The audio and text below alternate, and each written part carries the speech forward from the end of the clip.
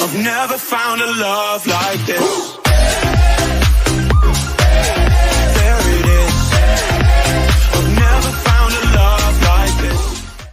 Hello, everybody. Welcome back to E20 Zone TV. West Ham are back after it feels like an eternity, and I am joined to my right by Tommy.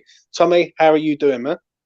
Yeah, doing well. Looking forward to getting the Premier League back, I have to say. You know, as good as the World Cup was, as much as I enjoyed it, I still much prefer the week-to-week Premier League stuff. And West Ham games are going to be coming thick and fast. Yeah, I agree, mate. I agree. Right, before we get started, obviously I ain't spoke to you for a little while. Give me your assessment of West Ham this season so far for you, in your opinion.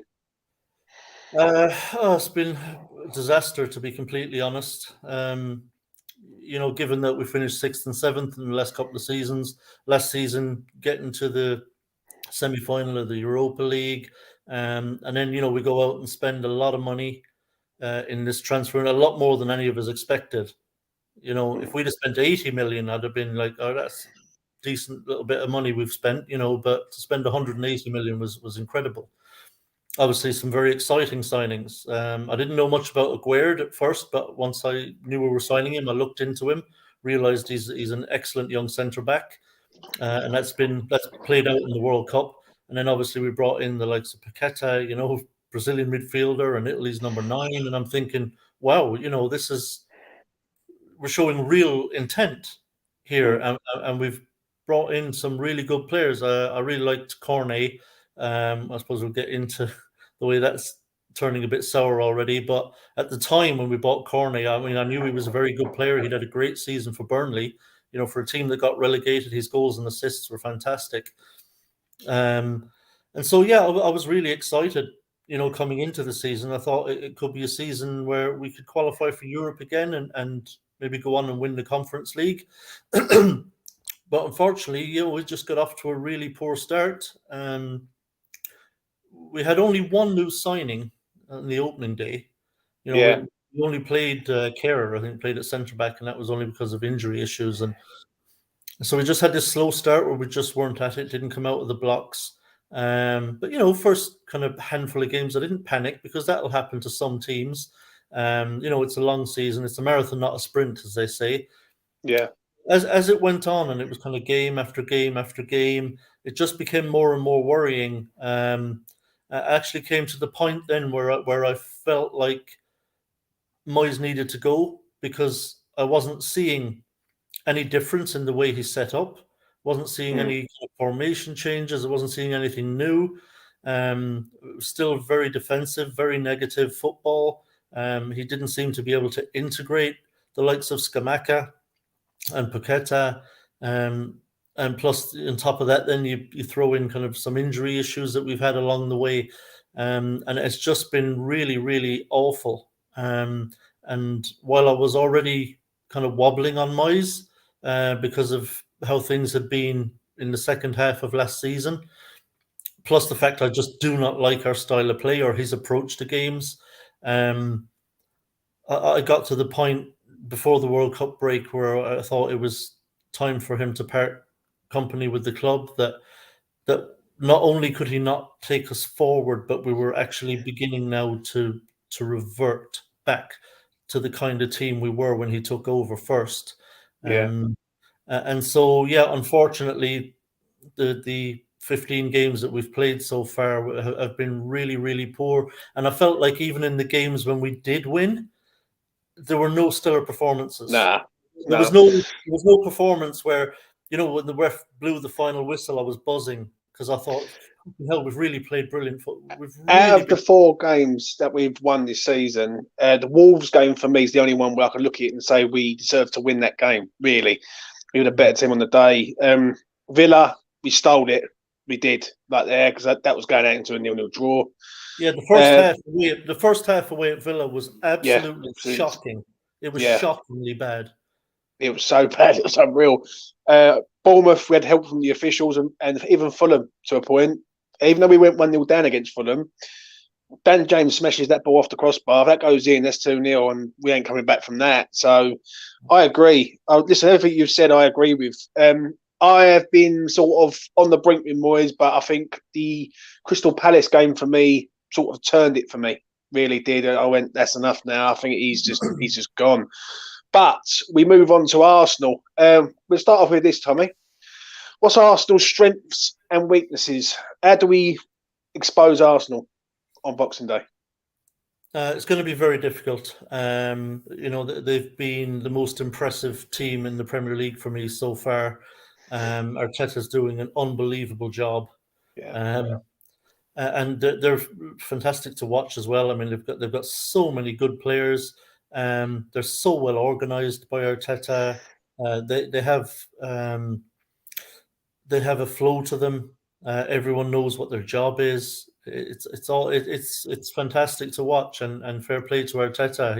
He's done a lot with them in a relatively. Are you surprised, Tommy, with Arteta? No, I'm actually not. No. If I'm honest, I predicted it. Yeah. When Arteta came in, they didn't hit the ground running. Their initial results were not great. And there were actually last season, the second half of last season, there were quite a lot of Arsenal fans calling for him to be sacked. And I remember actually arguing with Arsenal fans in the comment section. And I'm saying to them, I'm telling you, stick with him. I could see what he was doing. I could see the way he was changing the culture there and changing the way they play and the system that he was setting up. And I said to Arsenal fans, I said, bear with him. I said, I promise you, you're going to be praising him to the hilt next season. I said, you're going to have a great season next season. I can see what Arteta is implementing and what he's trying to do. I said, just bear with him. And I said, he will bring you back into the Champions League. Now, a lot of them poo-pooed it and said, yeah, you don't know what you're talking about and all that. But I could see where Arteta was trying to go. And when he got rid of Aubameyang, that cemented it for me. I thought, yeah, this guy is going to be a really good manager for Arsenal. Took no crap from Aubameyang. First time he had an issue with a player who thought he was fucking Billy Big Boots, captain of the club, stripped him the captaincy, threw him down in playing with they don't have reserves anymore, whatever it was, under 21s, and said, right, just piss off. Stripped him the captaincy, and then first opportunity he got out the fucking door. And I thought, yeah, Arteta's the kind of manager I like. I love seeing that. And so I'm not surprised, actually. I from his early months at Arsenal, I could see what he was trying to do, and I felt like he was going to take Arsenal back to the Champions League. And it turns out he may do even better than that. He might bloody well go and win a title with them. I tell you what, from what I've seen of Arsenal, and I had a bet with Alfie at the start of the season, so it looks like I'm losing £100 to Alfie, West Ham Online, for everyone who knows. I thought Arsenal I thought Chelsea would finish above Arsenal this year, and Arsenal absolutely blew me away, and with the way they play. I look at them, they have got away with results. I watched the Fulham game at home again, and they played Fulham at home, and they scraped that one. They scraped the Leeds game, but they're winning. That's the problem. Is like they're playing bad in certain games, but they're still winning the game, and which is a good trait to have. Weakness for me is that we're going to have to put balls into the box, but Saliba's that good. I don't think we've got the firepower to, especially with the injury front and the way the injuries are at the minute. Yeah, so it's going to be a difficult thing. Yeah, the difficult thing, James, is that like you and I sitting here don't really know what personnel we're going to have available. We don't know if we're going to have Scamacca. We don't know if it's going to be Antonio up front. We don't know if we're going to have to move Bowen up there. So it's difficult for you and I to say, right, well, this is how we attack them, because we don't really know what players we're going to have to do that. So, but is that a good thing, though, Tommy? Because if was starting, then you could say, okay, this is how we want to approach it. But if you've got Bowen up there instead of Scamacca, it's a different ball game, you know. But is that a good thing, though, for us not knowing that? Because if we don't know that, then Arsenal don't know what to expect from West Ham when they arrive. Do you know what I mean? Because obviously there is injuries. We'll get onto that. But I look at Arsenal. I think that's a good point. I think the worst thing for Arsenal would be us to rock up with a team that they didn't really expect to see. You know, Arteta's in a position right now where he has to say, okay, do I have to prepare for Scamacca? Do I have to prepare for Antonio? Do I have to prepare for Bowen being up top. And if Bowen's up top, who are they going to have on the right hand side? Yeah, so Arteta won't quite know how to tactically prepare for us, which, yes, could absolutely work in our favour. But of course, that would also require David Moyes getting his tactics correct on the day. which is a tough thing to ask for from Moyes at the minute. I will say that. I will go down to it. In general, sorry, James. Yeah. I think in general, Arteta will kind of know Yeah. roughly the way Moyes will approach it. He knows we'll get numbers behind the ball when they're in possession. Right? Yeah. He knows we'll defend deep and in numbers, and essentially we'll try and hit on the counter. Maybe try and he'll be able to set up for us on set pieces. Our set pieces have gone to shit for some reason. Yeah, I agree. Normally they'd have to. Do you remember, like, the last couple of seasons, teams hated giving away free kicks in their own final third or anywhere there, hated giving away corners. But that's all gone. I don't know what's happened there, but it's all gone. But I think I know. He'll basically set up to prevent the counter attack, and he'll feel like he should have our number from there. I agree, mate. I really do. I'm going to get to this. What is his injury dilemma? For me, all the players that you've mentioned them all. Scamacca, Antonio, Zuma, Cresswell's a doubt, Aguerd's a doubt. We have got serious injury problems, especially at the back. I am concerned in regards to that because I've just reeled off all them names and they're all first teamers. They're not they're not second string. They're all people that are going to come in and make an impact to the squad. So if we haven't got any of them players, then it will lead on to this. Well, I'm going to say this to you. Yeah. 3-4-3 or 4-3-3. What is more important in this game, Tommy? Not to lose the game or try and win the game and have a go. Like, is it a free hit for West Ham or is it don't lose the game, basically? No, I think to Moyes it will be a don't lose game. Yeah. Right? He understands the pressure he's under. And he knows that, if we could somehow nick a point at the Emirates, that would be a huge shot in the arm for him. A point would be a very good result. It would. At the Emirates. I think the vast majority of teams in the Premier League, if you offered them a point there, they would take it. Right now, it would, yeah. Yeah. So I think the way Moyes will view it is the usual way. He'll be cagey. Like I said, plenty of numbers behind the ball. He'll feel like if we can somehow nick a draw on that game, that's good. And so he'll approach it the way he always does. For me personally, my outlook on football anyway, under pressure or not, is always to go and see if we can win a game. Because I do think in the Premier League, when you have very good players, which we do, I think any game is winnable. Some more than others, obviously. But I would never look at any game as a write-off. I think this game is more winnable now than it is before the World Cup. I think if we would have played Arsenal before the World Cup, we would have got absolutely splattered. Really, we really would have done. I think now, no Jesus for them. I look at us, we can catch them cold, really. But the problem is, have West Ham changed since the World Cup? That's the real problem. As Moyes changed, as he changed his outlook. I agree with what you're saying. I always feel like in games like this, if you're away to Liverpool, away to City, away to Arsenal, away to Chelsea, I honestly always feel like that the best way to upset them is to actually throw a spanner in the works. Give them something they did not expect. Yeah.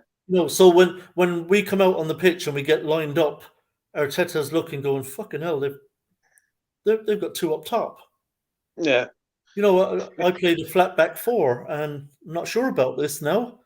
And then the whole team, all the players on the pitch for Arsenal, are looking over at the bench, going, we really prepare for this. And then you come out and you actually really get after them. You get players forward, you get players in the box, and you attack. And they're thinking, fucking hell, we thought they were going to dig in for 25 minutes. Try and keep it tight early on. You can catch teams on the hop. And I would love just once for David Moyes to try and do that. Imagine if we came out with a more positive formation and really got after them. Yeah, And I put agree. them on the back foot and rattled them early on. Even if we didn't score in that period and it ended up not working out over the 90 minutes, we still didn't. At least we've had a go. That's At least like, we said, "Fucking hell, I yeah. liked it. Did that. I And I really think liked it. Did that." I think what you're saying is absolutely spot on, because I want to see West Ham have a go against Arsenal, not sit there and just wait to concede. Like, how many times this season have we sat there? Like Liverpool, we played well, but Liverpool could have scored 2 or 3 before we got the penalty. Do you know what I'm saying? It's like, I want us to have a go at Arsenal. I feel this is make or break for Moyes, like a lot of people do. Yeah. And my attitude towards this is a free hit for West Ham to go there, express themselves, attack, and basically, if we lose the game, people will look at the performance rather than the result. Like, if we lose the game and we get absolutely hammered, everyone's going to be absolutely on Moyes for saying, why are you going there and setting up so negative?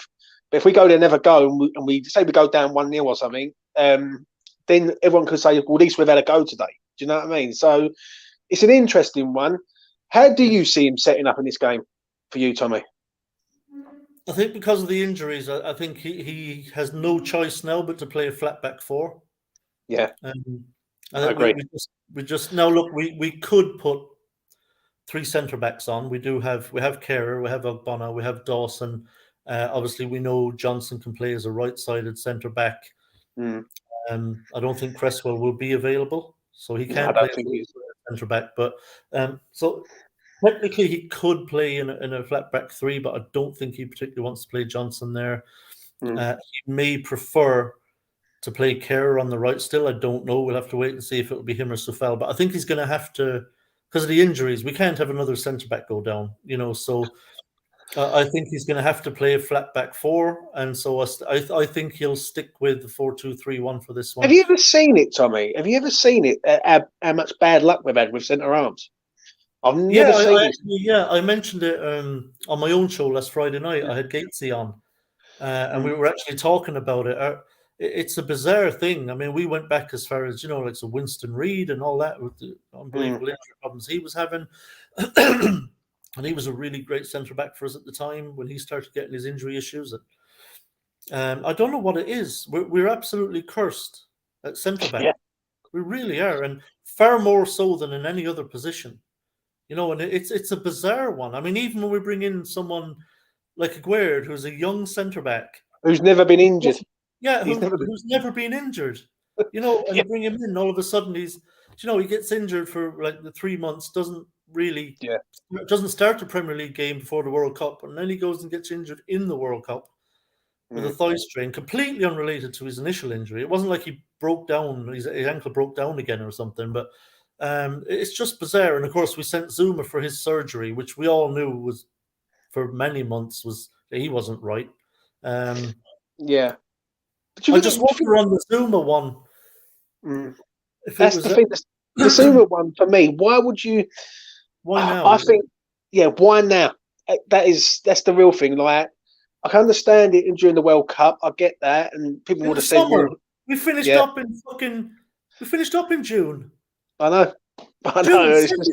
It's pre-season. He's got time before pre-season. Just get his surgery done in June. Like, and it is mad. I must admit. Like, when I saw that, I was like, well, what can you say, really? Do you know what I mean? But listen, we'll go on to this.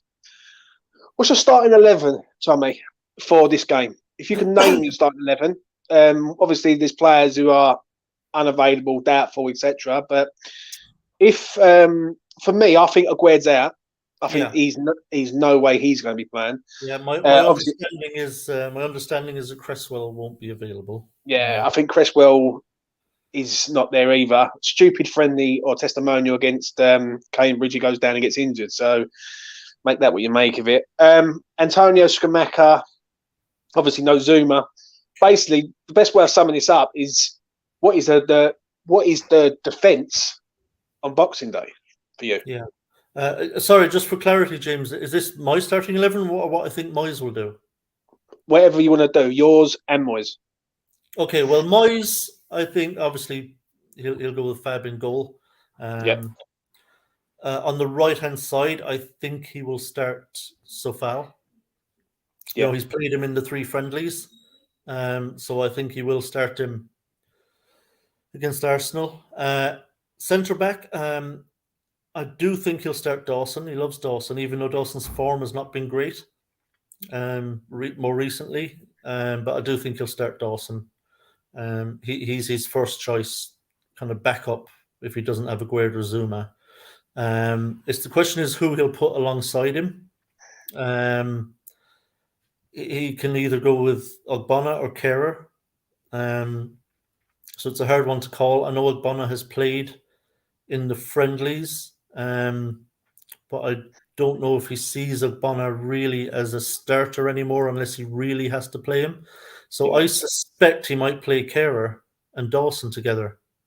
But I could be wrong. It could be Oggy and Dawson because they played together in the friendlies. He might just stick with that. But I just have a feeling he might want, more of a ball playing centre back who's a little bit pacier. I against agree. us.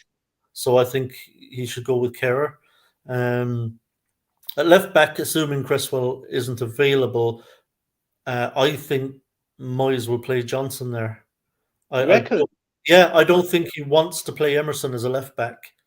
I think he sees Emerson as someone who can play as a left wing back and who can also play on the left side of the 3 attacking players in midfield. I don't think he really trusts Emerson defensively. Yeah. He always thinks more defensively, Moyes. So I think he will play Johnson at left back. What about right back? I think he'll go with Sofal at right back. He's played him in the friendlies, so I think Sofal will start at right back on this one. And then midfield, it will be predictable. It'll be Rice and Souček. Do you reckon Paqueta are playing as a 3-man midfield, or do you reckon it'd be? I think Paqueta will play, but I don't know about Antonio. I really don't think Scamacca is going to be available. Last I heard was that there was so much swelling on the ankle that I couldn't scan it yet. So at the very least, even if there's no ligament damage, at the very least he's still going to be swollen and a lot of bruising, and I don't think he'll be able to play. Best case scenario with Scamacca is he could be on the bench with a heavily strapped ankle. That would be best case scenario, but I don't see him starting. I suspect Antonio will be good to go. I think his was precautionary. I think he felt a little tweak in training, and they just said, "No, just stop there. Let's make sure you're okay for Arsenal." So I think Antonio will start up top, which obviously means Bowen on the right, and I think he will start Paqueta behind Antonio. And then the question becomes the left-hand side. I think he'll play Benrahma on the left. I think he'll start Benrahma. It's an interesting one for me because I feel that he'll go with Fab in goal. I've got a feeling he's going to go for it at the back. I don't know why. I just got this feeling that he's going to try and get Emerson and Kafel as the wing backs to sort of smother Arsenal in midfield, basically. Do you know what I mean? They have like Souček, Rice, and sort of have them all sort of in and around the midfield area. I think West Ham have to win the midfield battle, in my opinion, to get anything out of this game. Absolutely. I don't know why. I just feel it. I just feel that he's going to set up in a defensive way, I think, because he's going to be watching Arsenal and he's going to look to try and win the game in the last 20 minutes, like he always tries to do. So for me, I think he plays Ben Johnson, Dawson. I think Ogbonna plays, and I think he'll have the cover of Emerson and Kafal either side. He could go Kehrer on the right. Yeah, he could go Kehrer on the right and then Emerson on the left. Right.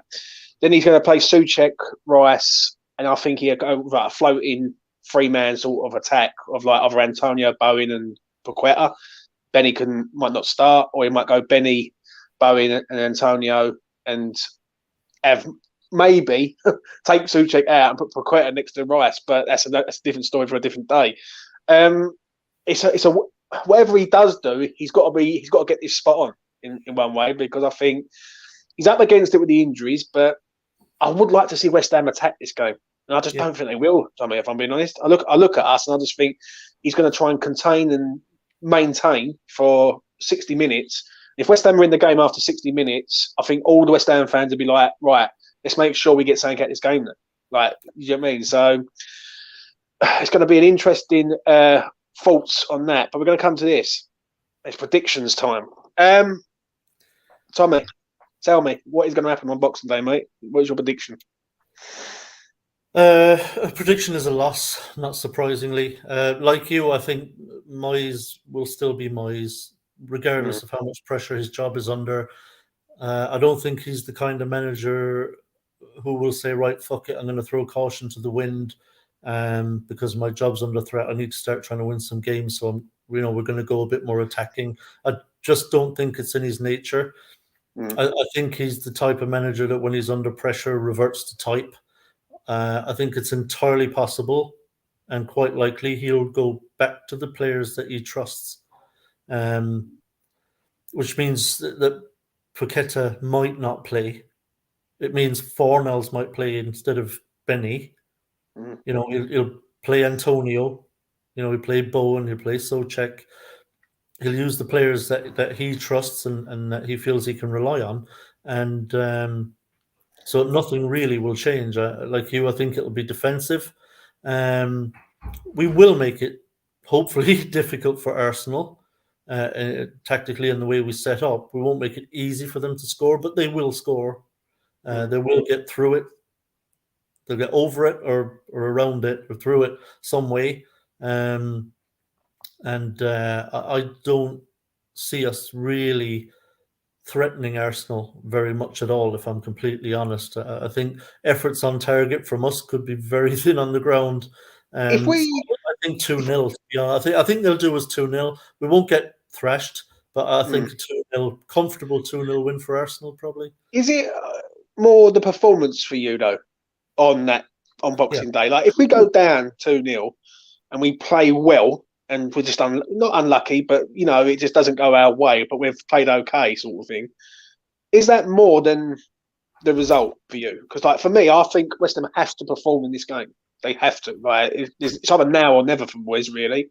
So they have to turn it up at the Emirates on Boxing Day. So is it more performance for you? Yeah, it is. I'm more interested in the intent from Moyes. That's it, yeah. Look, it's going to be whatever we do. It's a very difficult game. Whichever way we approach it, tactically or formation-wise, it's a very, very difficult game.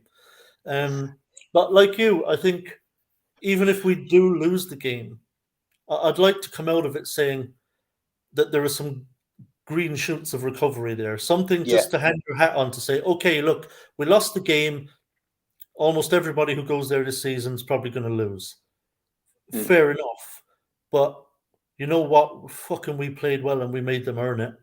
We might have lost 1-0. Even like you said, 2-0, but we've really made them earn them 3 points. And we played really well. Played well enough that on another day with, maybe some more things going our way, we could have got something out of that. I just want to come away with some positivity because we're not going to be playing Arsenal away every week. The following game is home to Brentford, much more winnable game. Then away to Leeds, much more winnable game. I want to come out of that Arsenal game where I can look ahead to Brentford and Leeds and say, you know what? We play like that. We've got a right chance of 6 points. Yeah, I agree. I really do. My prediction is, I feel my heart is saying a draw, but my head is a defeat. I think if we can maintain this team for an hour, and we're still in it, we've got a chance of getting something out of this game. I think the first half is massive. If West Ham conceding the first half early, then their heads could go down. It could be a good idea. It could be 2-3-4-0. I think this is the best time to play Arsenal, in my opinion.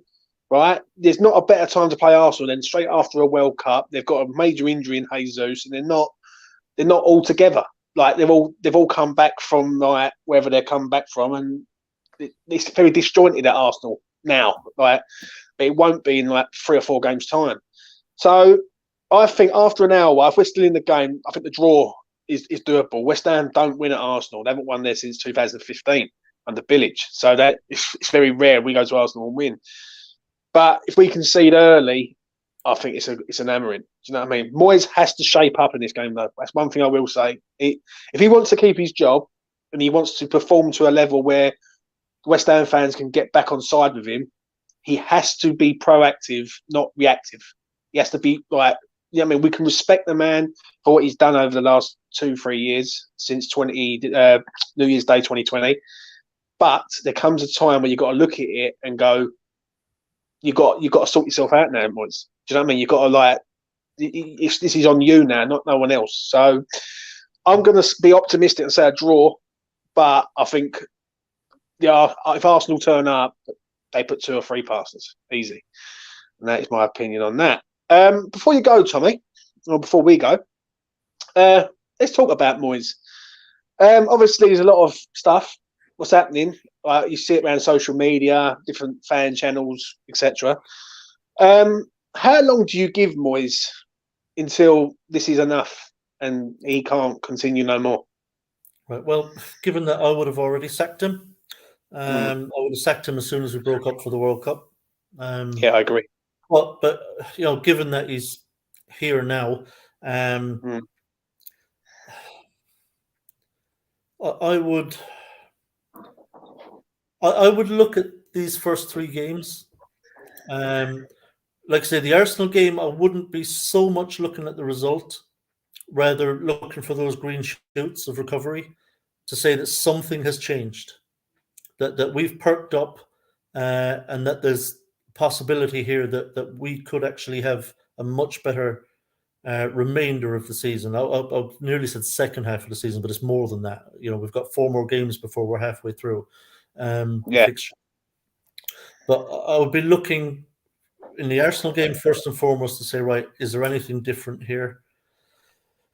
And then obviously Brentford and Leeds, I would say, right, now not only do I want to see something different, do I not only want to see better performances, but no, I want results. End of. I would be saying you have to win these games. End of story. The time for, well, if we get 3 points, maybe I'll give you another game. No, I'd be saying I want to see better from the team performance-wise against Arsenal. And I want to see 6 points from Brentford and Leeds. If I don't see any of that, if we get, even if we get, to be completely honest, even if we got 4 points, but it was still quite tepid football, I would still say I can't risk this any longer. I just can't. It's playing the way we're playing. We're going to lose a lot more games than we win. We're going to drop a lot of points, and nothing has changed. So I would demand that, frankly, to keep him in the job. Are you surprised, Tommy, that he's still here? Because I'll be honest. I'll be honest with you, Tommy. Yeah, right. Before the World Cup, I think everyone would have said like the Leicester game, the Palace game, 2 of them games, West Ham should have been winning them games at home or not losing them games. Just put it like that. But I am quite surprised. I'm not surprised, but I am surprised that the board allowed him to be there till now. I think it is absolutely madness if we play these next 3 games, then they sack him. Because what it is, do you see what I'm saying? Like, they could have sacked him beforehand, used the new manager to come in to boost up the squad, and then come January, which I didn't agree with his comments the other day, Moyes, about he don't think he needs anyone when we think we do. It's a worry. So he probably won't need anyone because he won't fucking be there, hopefully. Nah, yeah, I agree. I'm concerned about it though. I will say that. Like, I see the thing the other day about he's not in a relegation battle, he's in a European battle. I think that's very arrogant from him, really, considering like we're not playing like a European side. Yeah, like, I look at other teams. It had the feel of denial, didn't it? Really, yeah. I mean, of like trying to pull the wool over our eyes. Like it's no, David, take another look at the table, mate. You know, Yeah, we're in it ain't 16th. even that. It's like this season, isn't it? It's like this year. Sorry, not this season. This year, in 2022, I think West Ham only won 11 games in the Premier League or 12 games in the Premier League. Which, when you sort of look at it, you can look at the European form last year, which was amazing. The European journey was unreal. But then you've got to weigh it up for the whole year. Like we nearly got knocked out by Kidderminster Harriers in the FA Cup, and if it weren't for Declan, that would have been arguably the most embarrassing moment West Ham's ever had in their history. Like, so I agree. I think the next 3 games will decide it for me. Like, I think if they don't sack him after the Leeds game, if just for argument's sake, West Ham pick up 1 point out of the next 3, for me that's a sackable offence, really, because you can't continue to keep being in denial. Like I think a lot of fans are in denial that they're looking at him and saying, "Well, look what he's done," but they're not looking at what he's doing now. I If know that makes it's sense. bizarre. I to be honest, James, I hate all that shit. Oh, Yeah. look what you did the last 2 seasons. It's like, all right, okay. How grateful are you exactly? Are you grateful enough to have him relegate us? Are you that grateful for what he did the last 2 seasons that you let him take us down? Are you that grateful that you'll give it until, give him another fucking 6, 7, 8 games when we're banging Yeah. trouble, and now we have to bring in another manager to put out the fire and try and save us? Like, how grateful are you exactly? What are you willing to sacrifice for this club It's because like of what we did in the past? it's like they're loyal to Moyes rather than the club, and Yeah, that makes no sense to me. Like, don't get me wrong, right? I'm very sort of hit and miss with Moyes. Right? I think Moyes has done a very, very good job. I think he's had 2 very, very good seasons. But I think in them seasons, there was a lot of circumstances in them seasons where West Ham could perform to a level where I've never seen West Ham that good. Like in COVID, in the pandemic season, that's the best I've seen West Ham play. Like going, like putting 3 past teams, and listen, they done very, very well. But what I can't understand is, in my own opinion, is we spent £163 million going up, and we're worse. And you just don't spend that sort of money and bring in, like you said earlier on, Italian international, Moroccan international, Brazilian international. We're bringing in international players, and we look like we can't string a win together. Do you know what I mean? From anywhere. So yeah. it is a This major this is worry. that's what really surprises me with the board. Yeah. They had the perfect opportunity Mm. to change it. I mean, it was handed to them on a plate. Like, if I'm in charge of any company, and I've got an employee whose performance has just completely tanked, and I've given him a shit ton of my company's money, and they're making an absolute pig's ear of a project or something, Yeah. and then I have an opportunity like this to replace them, and I don't take it. From that point on, it's now my fault. Mm.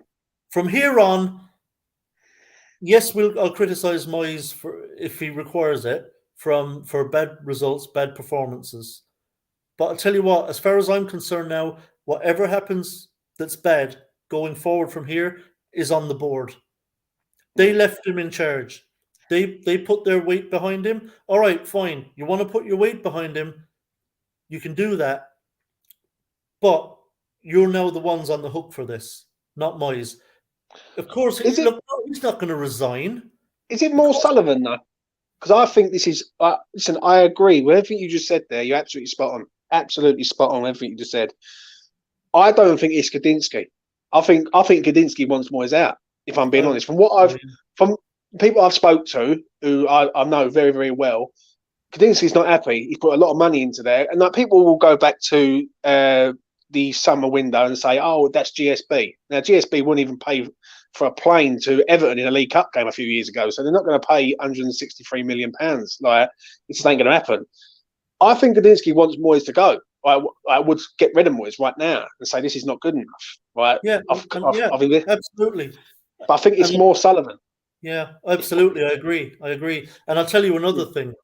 If that same employee who's fucking up the project that I gave him a shitload of money for comes back to me and says, project's kind of gone tits up. I need more money. Yeah. Like, you can fuck off. Yeah, You yeah, can fuck off I if you agree. think I'm going to let you waste 180 million of my money, and then you come back telling me you need more to put it right. No, Mm. I'm not giving him another fucking penny.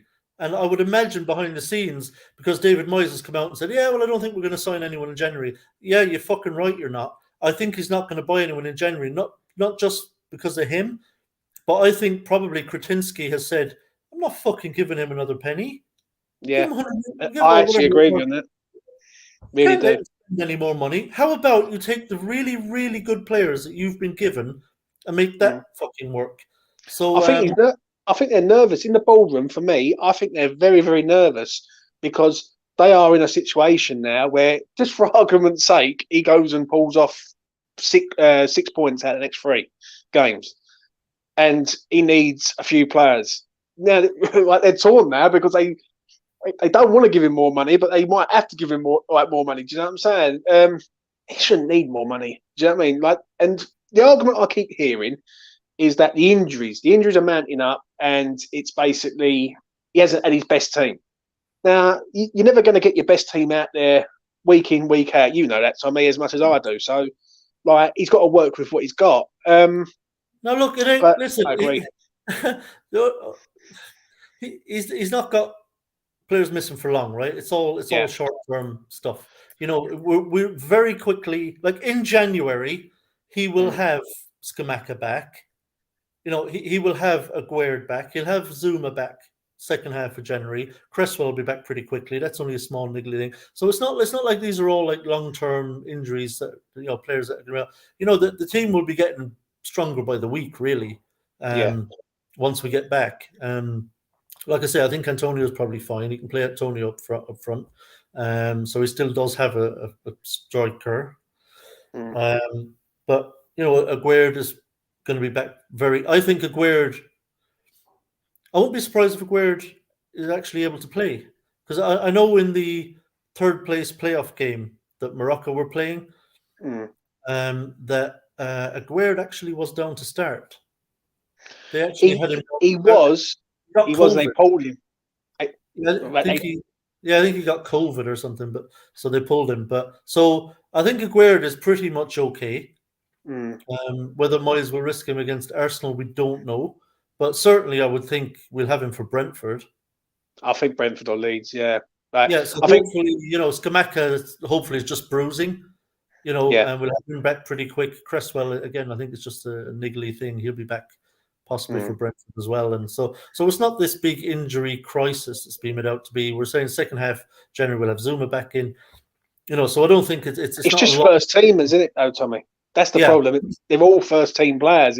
It's not like you've got someone on the bench who like you're not really going to miss. Like every player is in like a position where we're lighting. Like, do you know what I mean? If you take Skamaka out, you've only got one striker. If you take Aguerd out, we've only got really 2 centre halves who are fit. The other one's coming back from an operation. So it's like it's just awkward at the minute. I think that's the word I'm looking for. It's a bit sort of unbalanced, which is West Ham as a whole. Do you know what I'm saying?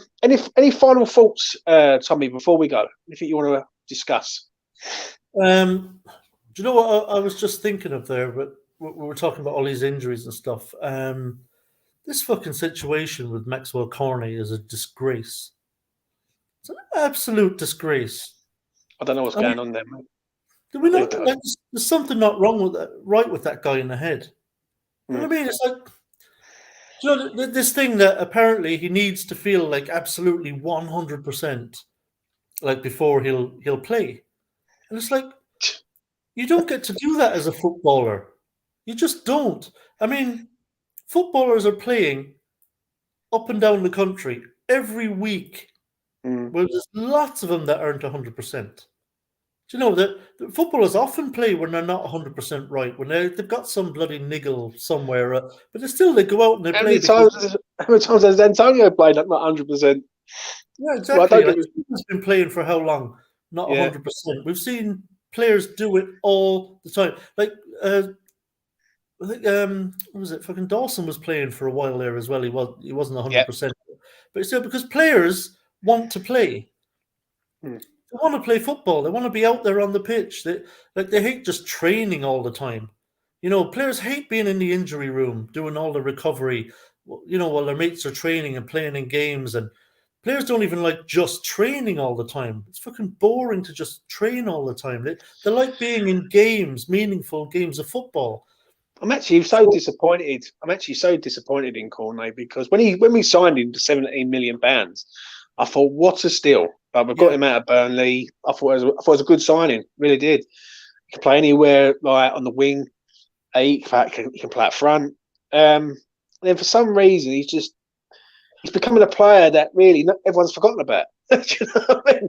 Like when you're reading off the team, you actually forget that he actually plays for West Ham now, which is amazing, really. Do you know what I mean? So yeah, I don't know. I think Moyes needs to get a hold of this guy and fucking, he needs to kick up the arse, in my opinion. To say, look, we're paying you whatever it is we're paying him a week. It's a very fine wage in anyone's book. Let's say we're giving him 60k a week or whatever it is. I'd say, look, we're paying you 60k a week. Get on the fucking pitch. Yeah, do you know what? I don't think he's enjoying West Ham. I think he's when he was at Burnley, he was the main man, wasn't he? And now he comes to West Ham, he's not. He's not the main man. He's like. But Sean Dyche was saying he was exactly the same there. Yeah. The attitude problem. I've got one final thing I need to ask you, Tommy, before we sort of get come towards the end. Yeah. I know you're saying about Cornet, but there's one thing I keep seeing on Twitter, social media, everywhere. It's the Thomas Souček thing. Right? Now, where do you lie on this with Thomas Souček? Some people are very fond of him and say, listen, he's been in the West Ham team, he's done very, very well with Declan, and basically the reason why West Ham have been successful because he's been in the team. Other people are very like, no more. Like he can't be in the team no more. You've got to put Flynn Downs in there. I do like Flynn Downs, I won't lie. I think Flynn's a better player than Souček. People are saying put Flynn in there or put Paqueta there. Where do you lie on Thomas Souček, mate? Yeah, I mean, I wouldn't have him in the team. I think when he first came in, I think he was perfect for the role that he was put in. Yeah. Where Declan would sit back. Declan was a DM. He would sit back. He would cover the defence. And Souček was a box-to-box player. And he did brilliantly, to be fair. I mean, he scored 10 goals. I mean, it's amazing for someone coming from that deep-lying midfield position, to score 10 goals in a season. I know some of them would have been set piece, but he scored enough goals from open play too. And, so I still think the player is in there, but I just don't think he works now where Declan Rice is now evolving into more of a box-to-box player for us. And where Souček essentially now is just like an extra centre-back who just plays alongside Rice. He doesn't get forward anymore. If he's under any kind of pressure for passing, he loses the ball. His passing is really bad when he's sometimes not even under pressure and he just misplaces the passes. It wasn't an issue really that much when he was charging forward, getting down into the pitch. If he loses the ball down there, you don't notice it as much. I think if he's scoring goals or he's making goals, no one cares, do they? Do you know what I mean? Yeah, and especially if he loses the ball, in and around the box, it's okay. You don't mind that too much, but you can't lose the ball in front of your own box. Because suddenly the opposition are right on the edge of your box immediately, and you're in trouble. So I think the way things are at the moment, you just can't play Souček. I agree with you. I'd love to see a 4-3-3. I really would. I'd love to see. Yeah. I'd love to see a three of Rice and Paqueta either side of Downs, where Downs would be the proper defensive midfielder who just holds, because he's got a really great range of passing as well. His passes are fantastic. Really good tackler. Seems intelligent as well. He seems to make the right decisions. So I think he'd be brilliant holding. And then, that would allow Rice and Paqueta to have that freedom at the right times to play a lot of the game more as orthodox central midfielders. You know, when Yeah. we're in possession, especially, they can move forward a bit, and then when the opportunity comes where we're really pressing, and maybe our opposition are sitting back and struggling a bit against us, they can push even further forward. We can pin them in with Rice and Paqueta right there. So that's what I'd love to see. But I think I as for actually agree with Cheika, you. I think his time is up at West Ham, if I'm honest. Yeah, I actually listen to everything you've just said there about Flynn. I done a show with the lads about 2-3 months ago. I think it might even be longer than that.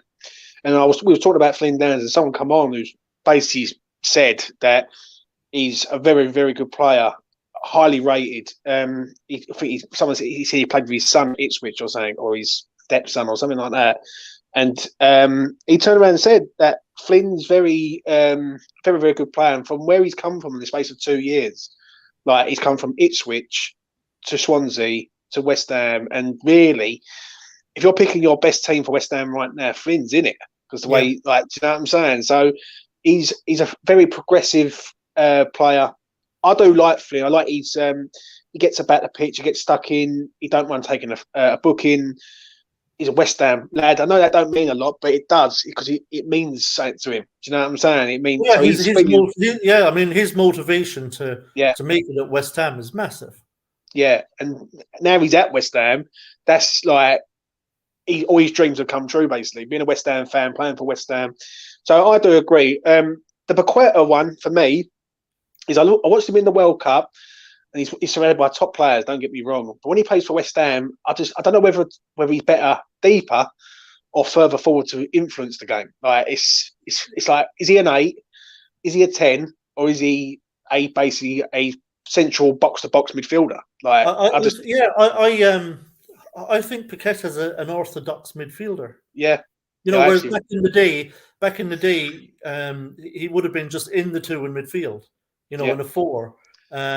Which is why I want to see that 3, right? Yeah. That's why I want to see him in there with Rice and Downs, because that does allow him to play right bang in there around the centre circle, because I think that's where you need him.